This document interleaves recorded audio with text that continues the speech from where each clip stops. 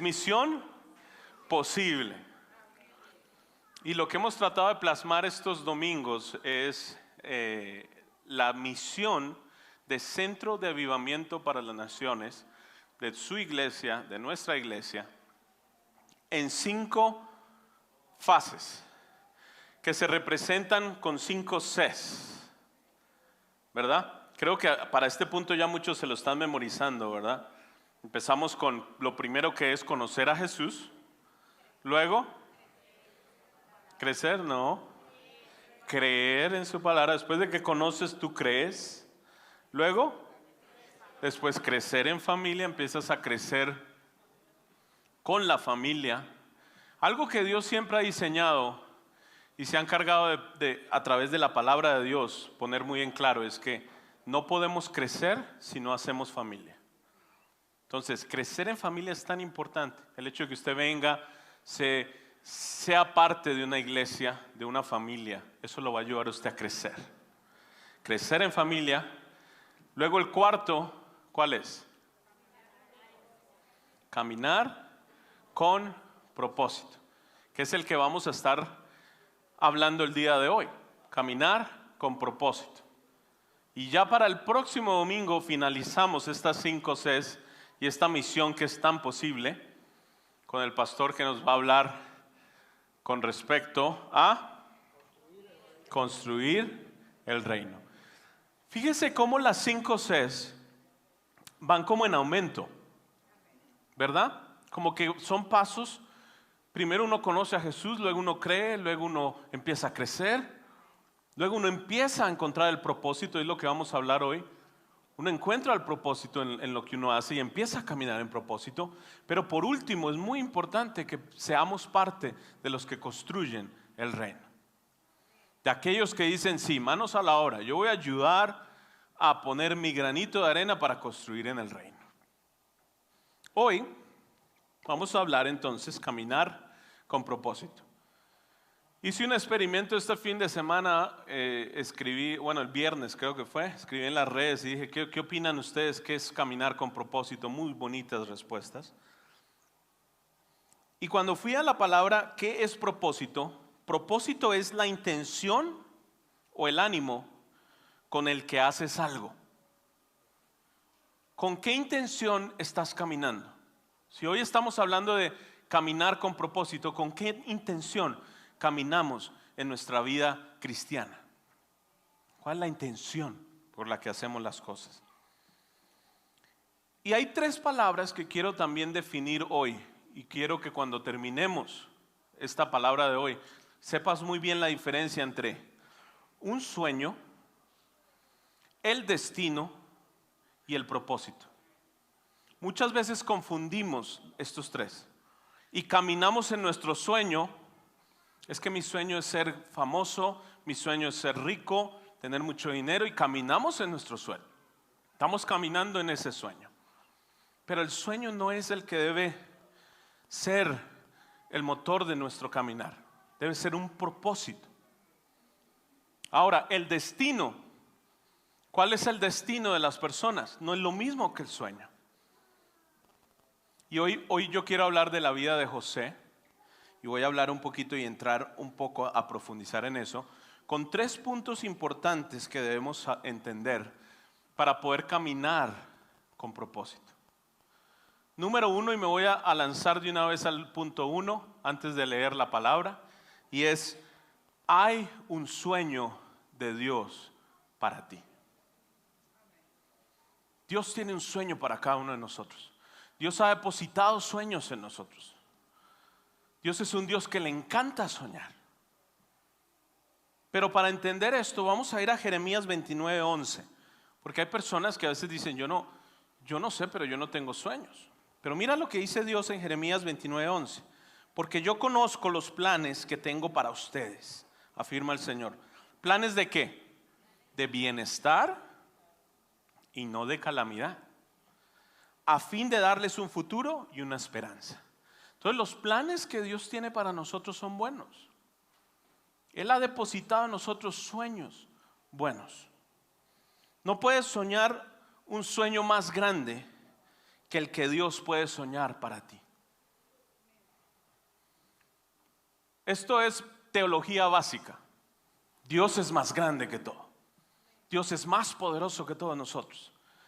Por ende, el sueño que Dios tiene para nosotros tiene que ser mucho más grande que lo que nosotros personalmente podríamos soñar en nuestras fuerzas.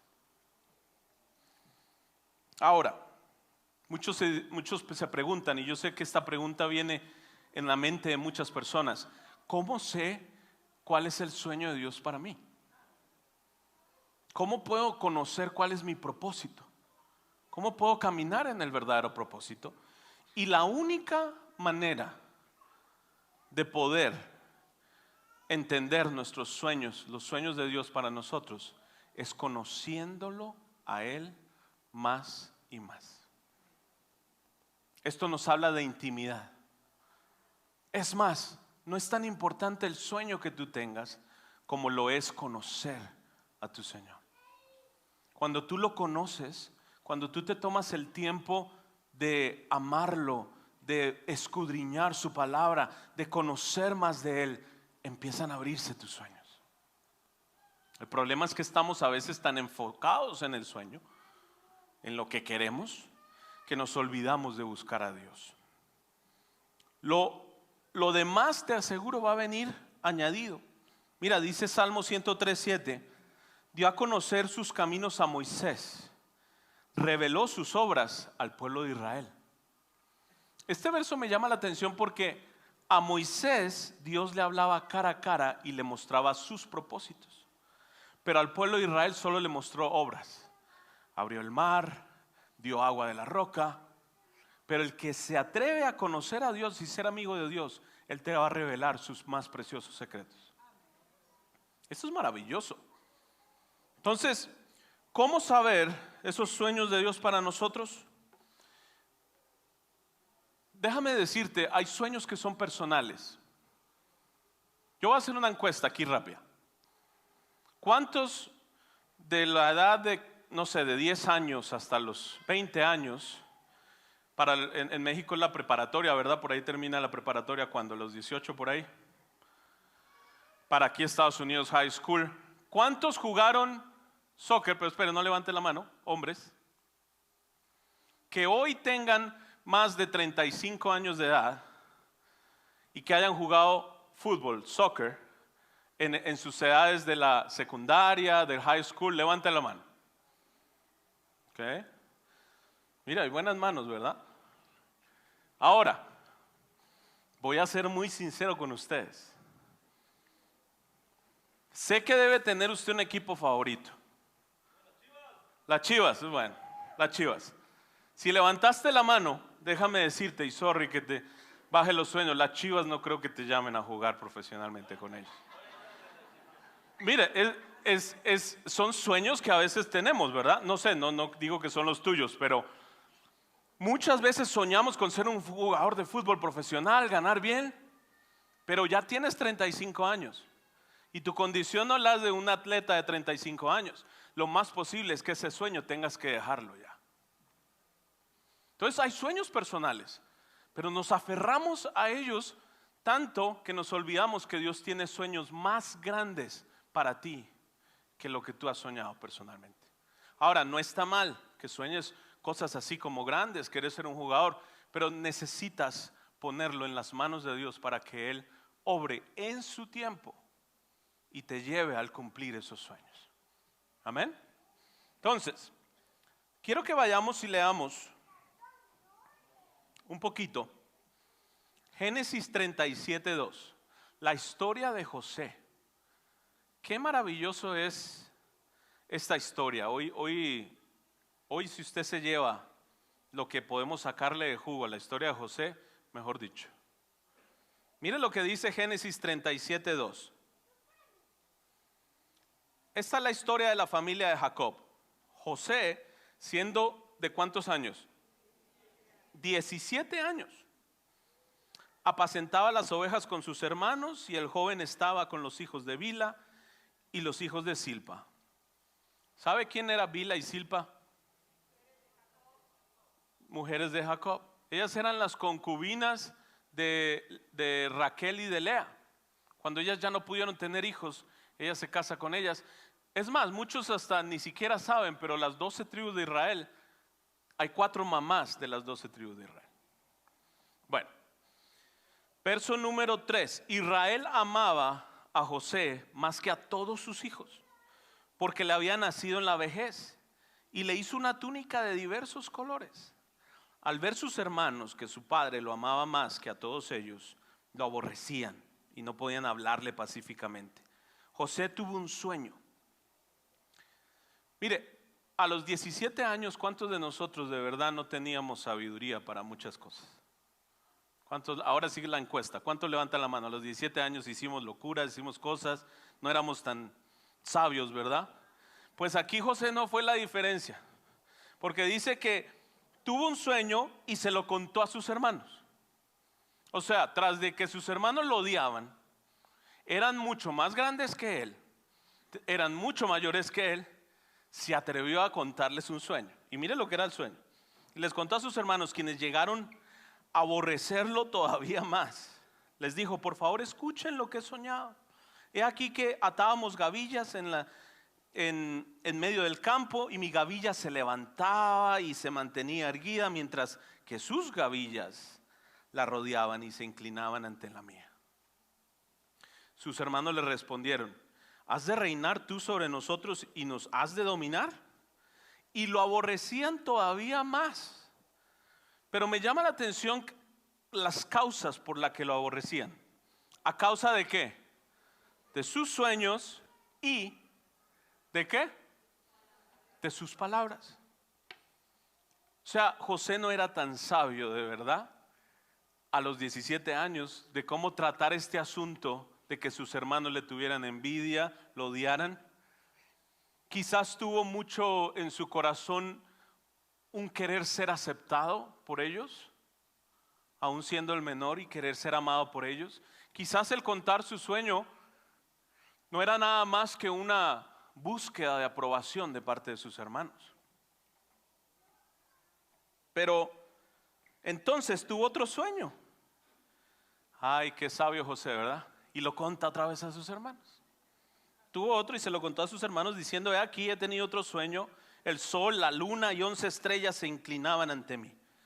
Él contó el sueño a su padre y a sus hermanos, pero su padre lo reprendió diciendo: ¿qué sueño es este que has tenido? ¿Hemos de venir yo, tu madre y tus hermanos a postrarnos en tierra ante ti? Sus hermanos le tenían envidia, pero su padre guardaba en mente el asunto.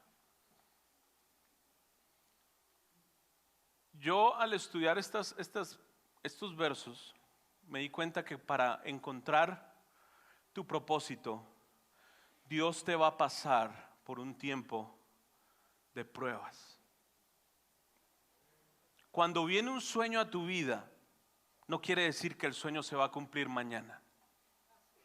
¿Quieren saber cuánto le tomó a José cumplir ese sueño que estaba teniendo, esos sueños?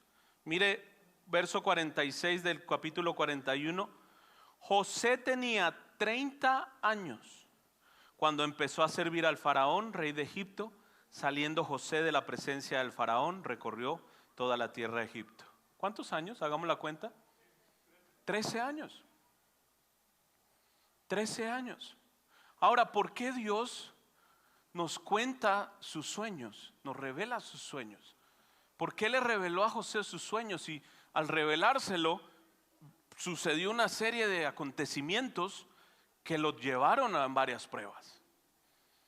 Yo estoy convencido que una de las primeras áreas que Dios quería tratar en la vida de José, y por lo general en la vida de cualquier persona que tiene un sueño de Dios, Él quiere tratar, fue el orgullo.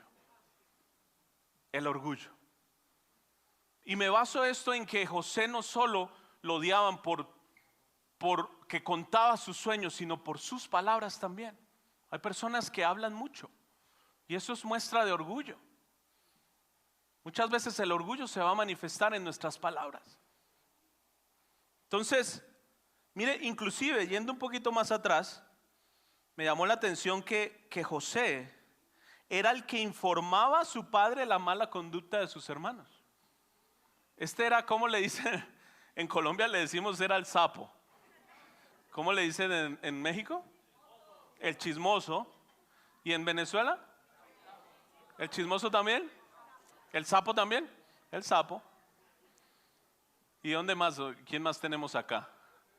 Otros países. Bolivia, ¿cómo le dicen en Bolivia? Chismoso también. Bueno, ustedes entienden. Él era el sapo de la familia. Eso para mí me deja ver que o él buscaba mucha aprobación, o él buscaba ser aprobado, o había un cierto orgullo en la vida de José. Y una de las primeras áreas que Dios empieza a tratar en la vida de José es orgullo. Ahora, usted me va a preguntar y me va a decir, pero el sueño que él tuvo, ¿era de Dios o no? Obvio que era de Dios. Los sueños que José tuvo eran de Dios, pero no el hacer alarde de ese sueño era la voluntad de Dios. Por eso muchas veces he escuchado esto, que dicen, ten cuidado a quién le cuentas tus sueños. Sé sabio con quién compartes tus sueños. Y creo que a José le pasó esto mismo. Número 2, para tener en cuenta cómo entender el propósito de Dios en nuestras vidas, es no presumas. No presumas. ¿No se imaginan cuántas veces Dios revela sueños a sus hijos? Y lo primero que hacemos es, miren lo que Dios me habló. Dios me va a llevar a predicar, o Dios me va a dar esto, Dios me va a hacer grande. Y empezamos a presumir. Empezamos a presumirlo. Y una de las áreas que Dios quiere tratar en nuestro corazón es, no presumas. No presumas de tu llamado, no presumas de tus dones, no presumas de tus dotes, no presumas de lo que puedes hacer por Dios. El sueño de José seguro era un sueño de Dios, pero Dios quería más que el sueño, tratar las áreas en su vida. Mire, hay algo tan hermoso que en el caminar con el Señor, cuando pasamos una prueba, no es como cuando nos pasó en el colegio, que nos ponían aquí en Estados Unidos es la F, pronto en Colombia era el 0, o que te pusieran una calificación fallado. Qué gracia tan grande la de Dios, que en las pruebas que tengamos, Dios nunca te pondrá una F en tu prueba. Dios te pondrá un mensaje donde te dirá, trata de nuevo. Y déjeme decirle que quizás algún día tú ni siquiera estés en esta iglesia, quizás alguna vez te moleste un mensaje que escuches por acá, de mí o de los pastores. Y te aseguro que llegarás a otra iglesia y pasarás la misma prueba. Porque Dios está interesado en que pases tu prueba. Mire, yo he escuchado mucho por qué Israel se mantuvo 40 años en el desierto. Algunos dicen, es que Dios los llevó allá. No, yo creo que ellos se quedaron allá porque no doblegaron su corazón y se humillaron a su Dios. Ellos duraron 40 años allá por un corazón orgulloso, por un corazón que no doblegaba ante el Señor. Muchas veces de ti depende cuánto tiempo tenga que pasar para que tus sueños vayas de tu sueño a tu destino. ¿Cuánto tiempo pasará de tu sueño a tu destino? Ahora, el sueño no es lo mismo que el destino. Hablando de José, ¿cuál era el destino de José? Ser engrandecido, que lo vieran, que se le humillaran, que dijeran, wow, eres una eminencia. ¿Ese era el destino? No. El destino de José era sencillamente preservar la vida de millones de personas.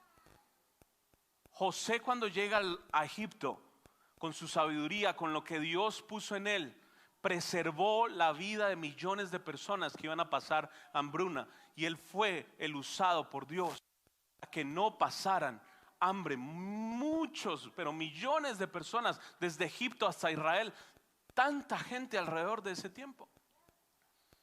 Pero aquí viene la pregunta, ¿por qué Dios no le mostró eso en su sueño? Dios pudiera ser de pronto menos complicado y mostrarnos el verdadero propósito, o para dónde vamos. Pero es que a veces para un joven no es tan emocionante que le muestren que vas a ayudar gente el día de mañana. Pero cuando tú ves el sueño como te lo revela Dios, donde te ves, wow, voy a ser grande. Quizás eso es lo que te impulsa a empezar a caminar en el sueño. A José lo empezó a impulsar ese deseo de ser mayor que sus hermanos. Y es ahí donde empieza la prueba. Mira, hay un libro muy hermoso y se lo voy a recomendar. Es del pastor Robert Morris, que se llama From Dreams to Destiny. Él habla en ese libro de 10 pruebas que pasó José para poder llegar a su destino. Si lo puede usted encontrar, léalo. Me hubiera gustado, alguna vez quizás hablaremos de esto, pero hoy yo solo quise tomar la primera de todo, y es la prueba del orgullo. Tenemos que pasar la prueba del orgullo para poder pasar al siguiente paso. José, cuando empezó a caminar, sus hermanos lo venden, sus hermanos lo venden a Egipto. Él tiene que pasar unas diversas pruebas. Una de las cosas que a mí me llama la atención de la vida de José, tuve que leerla una y otra vez para empaparme de su vida, es que todo el tiempo dice que Dios estaba con él.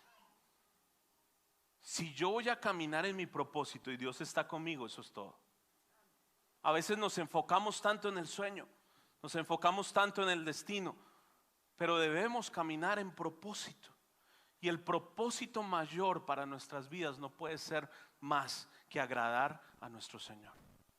Con todo. Cuando a José se lo lleva a la casa de Potifar y la mujer le tentaba y le tentaba una y otra vez. Hey, ven conmigo, nadie se va a dar cuenta. Hey, ven, acostémonos.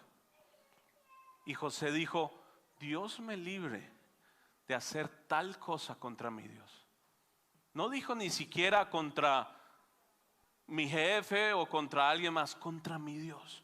Qué manera de vivir de un hombre en propósito, caminar en propósito, de saber que Dios es tu todo.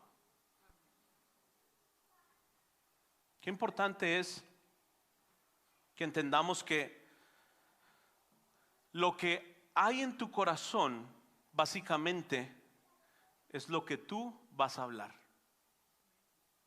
Muchas personas me dicen, pastor, usted no sabe lo que hay en mi corazón, ¿cómo puede decirlo?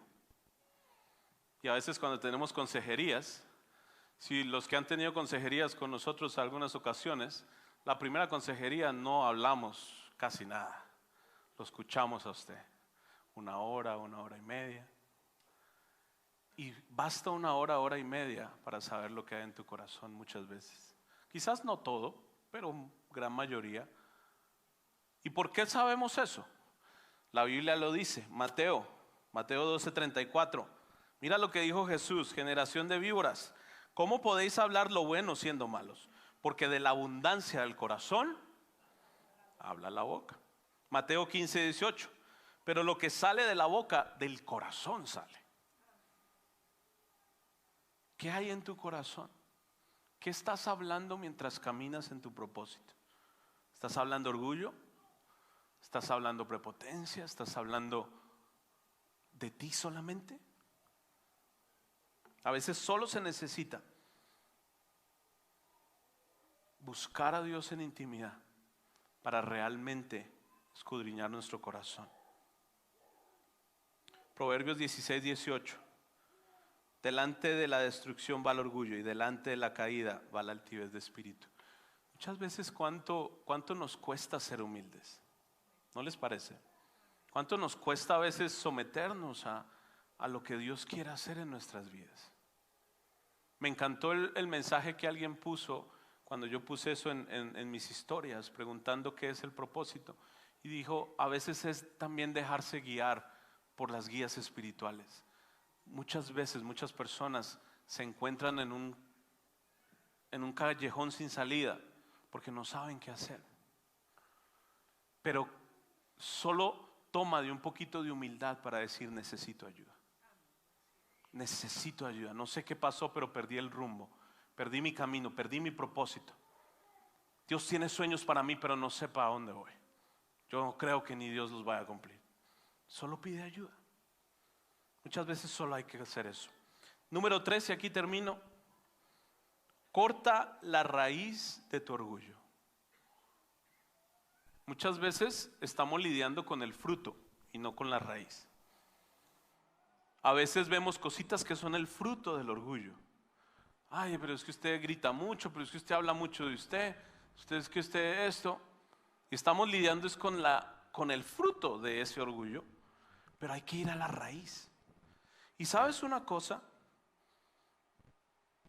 Una de las cosas que pude yo ver en mi estudio es que la raíz del orgullo viene de la inseguridad, viene de la inferioridad y viene de la insuficiencia. Muchas veces va más allá. El orgullo va mucho más allá. En la vida de José yo podía ver, a lo mejor él quizás se sentía inferior que sus hermanos de alguna forma. Quería ser aceptado. ¿Cuántos de nosotros a veces optamos por tener una actitud arrogante o de orgullo ante la vida? Porque queremos ser aceptados en la sociedad, queremos que nos reconozcan. Primera de Pedro 5:6 dice: humillaos pues bajo la poderosa mano de Dios, para que Él os exalte cuando fuere tiempo. ¿Sabes una cosa? Todos algún momento en nuestras vidas hemos lidiado con el orgullo. Y creo que en algún momento de mi vida, de alguna manera le dije al Señor: Señor, dame humildad. Y yo sentí profundo en el corazón que la humildad no es algo que Dios te va a dar. La humildad es una decisión del estado del corazón hacia Dios. No es un don que tú digas: Señor, dame el don de la humildad. No, la humildad debe nacer de nosotros, debe nacer de una disposición del corazón. Dice ahí 1 Pedro: humillaos. Solo tienes que buscar su presencia y doblegarte a Él. Es la manera que nosotros podemos empezar a tener humildad en nuestras vidas, si tan solo nos doblegamos a Él. Quiero contarte esta pequeña historia, y quizás usted ha visto esa historia hasta en Disney. Pero se encontraba el príncipe en su castillo, mirando por la ventana, y de repente vio a una mujer muy hermosa y se enamoró al momento. Pero él dijo, aún siendo príncipe, él hubiera podido haber dicho: tráigamela, la quiero conocer. Pero él dijo dentro de sí: yo quiero que ella se enamore de mí. Yo quiero que ella me conozca y se enamore de mí. No quiero mandarla a ser mi mujer.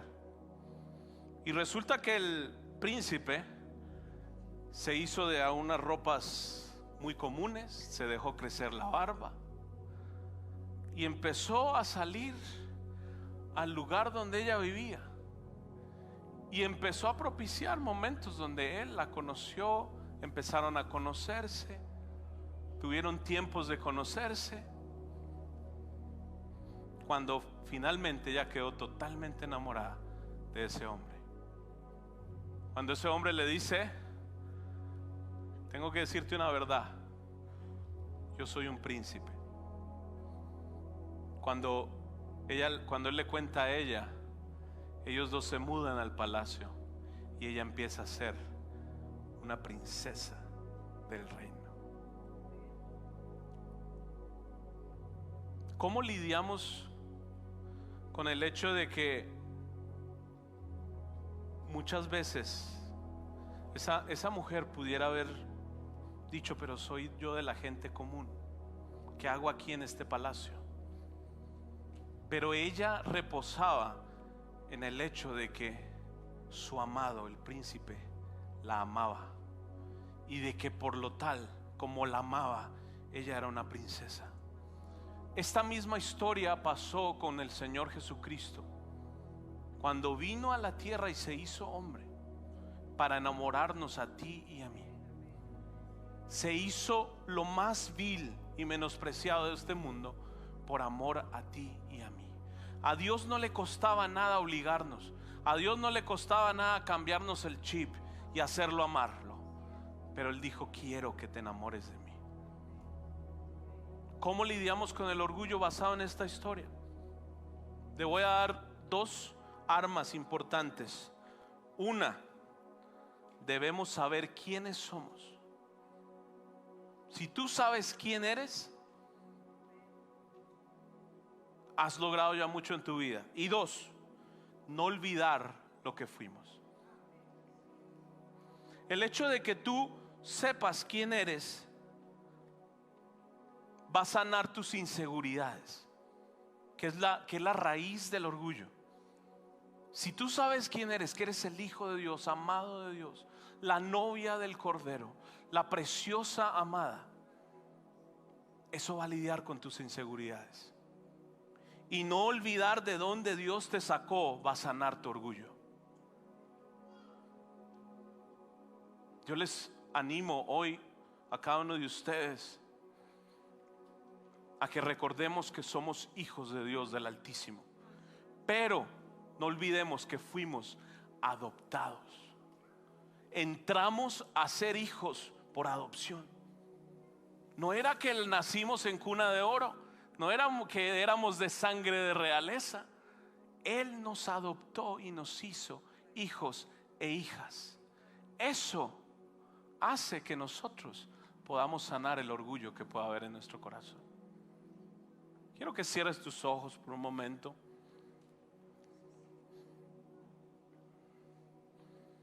Dios está tan interesado en que camines con un verdadero propósito. Pero primero debes saber cuáles son tus sueños, cuáles son los sueños de Dios para ti, y saber muy bien cuál es tu destino, a dónde Dios te quiere llevar, y que el propósito de tu vida sea siempre Él, conocerlo a Él, buscarlo a Él y no dejarlo nunca. Zacarías 13:9 dice: a este último grupo lo pasaré por el fuego, los haré puros, los refinaré como refina la plata, y los purificaré como se purifica el oro. Invocarán mi nombre y yo les responderé. Les diré: este es mi pueblo. Y ellos dirán: el Señor es nuestro Dios. Dios quiere purificarte. Dios quiere pasarte en el camino que vas a pasar para llegar a tu destino. Dios te va a enseñar y Él te quiere hacer suyo, y tú podrás decir: Él es mío. Señor, ponemos en tus manos esta palabra, Señor, que pueda llegar hasta nuestro corazón y hacer el fruto, tener el fruto que debe tener, Señor. Dice Juan 15:5: ciertamente yo soy la vid, ustedes son las ramas. Los que permanecen en mí y yo en ellos producirán mucho fruto, porque separados de mí nada podéis hacer.